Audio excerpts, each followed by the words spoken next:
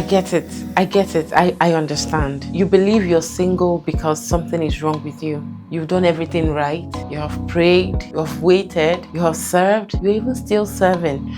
But deep down in your heart, you can't silence the question, if I'm really all that God says I am, why am I still alone? I understand. But what if you're single because nothing is wrong with you? What if something is being built in you instead? Let me tell you a story. There was once a lady, she was a good woman. Not perfect, but sincere. She didn't sleep around. She didn't cut corners.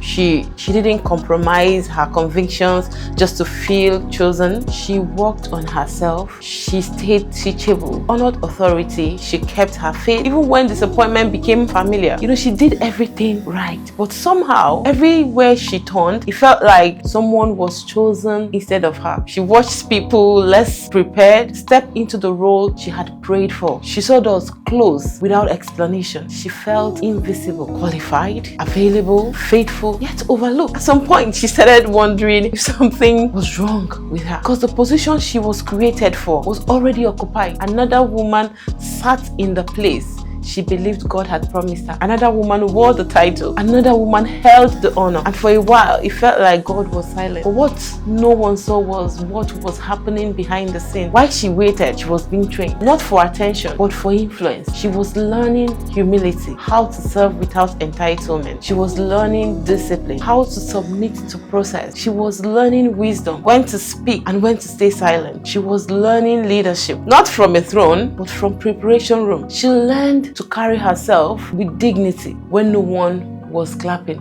She learned emotional intelligence. She learned restraint. She learned timing. She learned how to fast when pressure mounted. She learned how to pray when fear tried to paralyze her. She learned how to manage crisis, not in panic. She learned courage, the kind that risks everything for purpose. And when the time was right, just when the time was right, not rushed, not forced, not manipulated.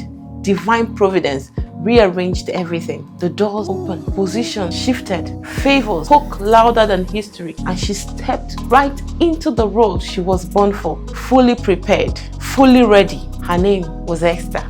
We all come concerned with her victory story. Not all of us know that her life wasn't all beautiful before the victory. But whatever lesson she learned in her difficult days was worth it, I believe. Singleness is not God forgetting you. It is God forming you. The book of Ecclesiastes chapter 3 tells us something deeply uncomfortable, but it's also very freeing. To everything there is a season and a time for every purpose under heaven. Notice the scripture doesn't say that everything happens at once. It doesn't say that everything happens at desired time or fulfilled immediately. It says that everything has a time to wait, a time to build, a time to plant, a time to harvest, a time to be hidden.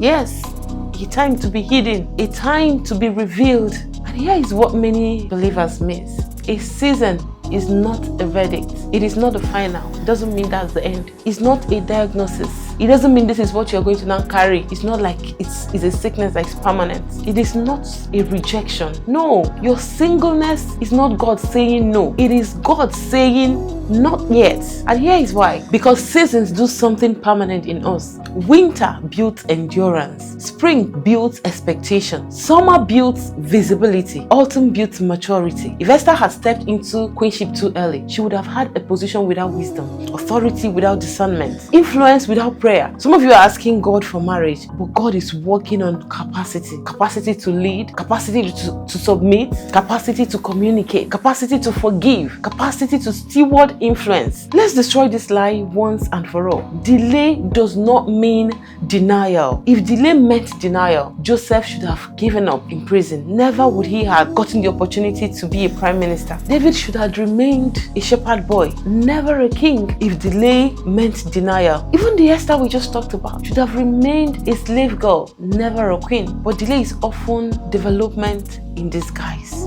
God delays publicly what he's developing privately. When everybody's looking at you like you're being delayed, God is working, and you must acknowledge that. And what feels like being left behind is often God protecting you from arriving too early. What if your singleness isn't the problem to escape from, but an assignment to steward, an assignment to heal properly. An assignment to learn godly boundaries, to understand that not everything goes. Assignment to build spiritual depth. Assignments to clarify your calling. Strengthen your discernment. Esther didn't rush the palace. She respected the process. She listened to counsel. She honored timing. And because she did, when opportunity came, she was ready.